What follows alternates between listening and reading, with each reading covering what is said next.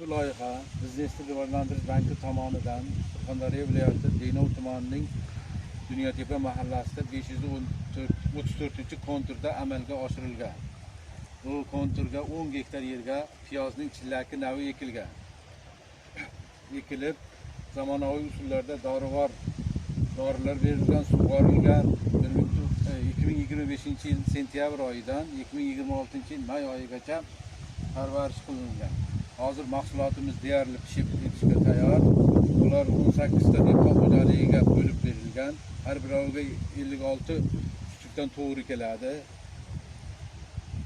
Mahsulotimizning har gektaridan 20-30 tonnadan hosil olish rejalashtirilgan. Bu dehqon xo'jaliklariga reja tadbirkor ham biriktirilgan. Yetishtirilgan mahsulotni eksport va chekka bozorlarga chiqarish rejalashtirilgan.